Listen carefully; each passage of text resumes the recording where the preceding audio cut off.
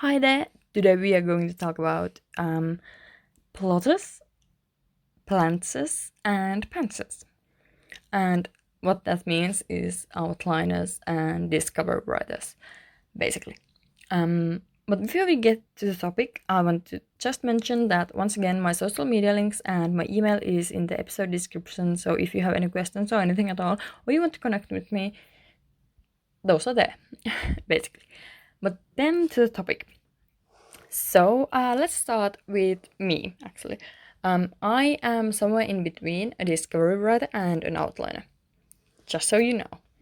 And my first tip is going to be for those of you who are discovery writers, but you get stuck. Somewhere in the process of writing your novel, you get stuck. That used to happen to me because I used to, I didn't plan at all, and then I got stuck. Usually, right before the big ending, I had no idea what ending was, and that was frustrating. That's why I used to write like hundreds of pages for a novel, and then I never finished it, and that sucks.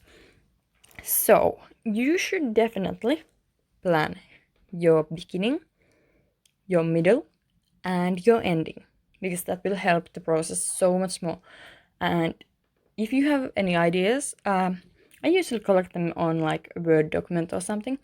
And if you have any ideas that you know, like how they are going to go, like at what point in the novel those like ideas are going to happen, then I think you could do a rough outline. Even if you consider yourself to be a discovery writer, I think you are allowed to like plan a little bit.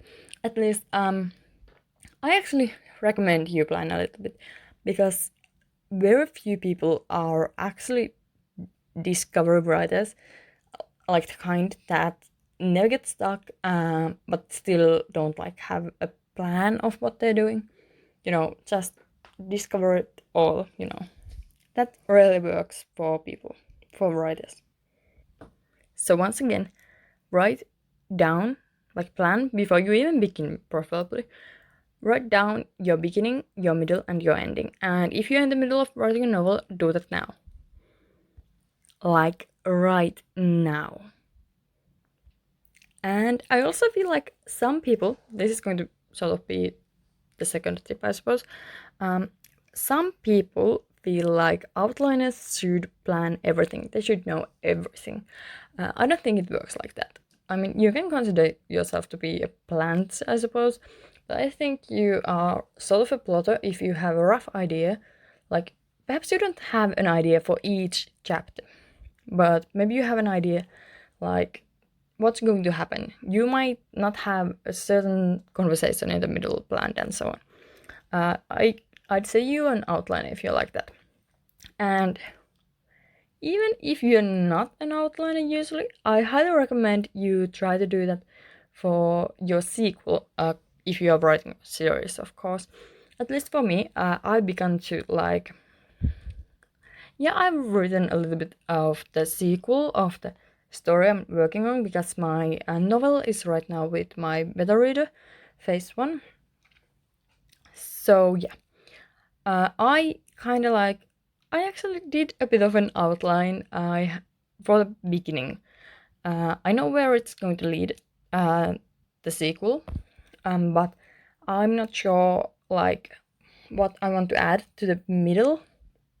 I have the very middle in mind, but there's like some scenes still missing, because, well, I'm not an outliner, so yeah. But for sequels, I highly recommend you outline at least a little bit more than you did for the first book.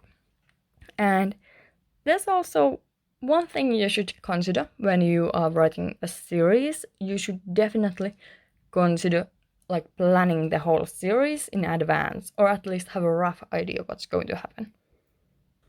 So outliner or not, you should definitely like do a little bit of planning. Obviously, it depends what kind of writer you are, but usually do a little bit of planning beforehand. It helps so much, and it helps you with not getting stuck, because that's how you beat writer's block. or perhaps you have some other problems. If you have other problems that cause writer's block for you, please let me know. I'd love to get more in depth about writer's block in some of the episodes. So yeah. But yeah, this is basically it. I think I will talk about outliners and discovery writers in the future because, I mean, why not? There's so much to talk about. But this is basically it.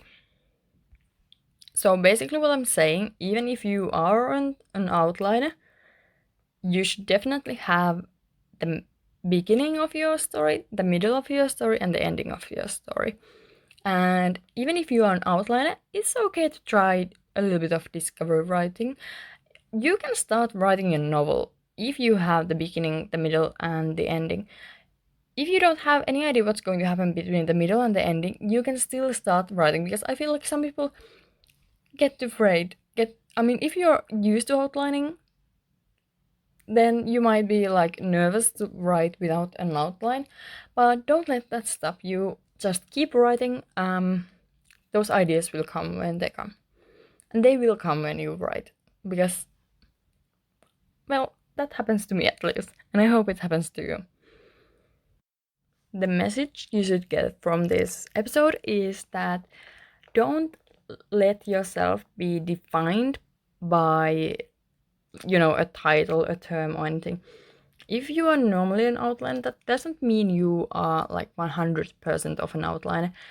I think very few people actually are. So just do what's best for you. Labeling people is, it's not my thing. And I don't know if it's yours, but don't let a label define what you are doing. Just write, because that's how you become better, and that's how you can reach your goals in the end.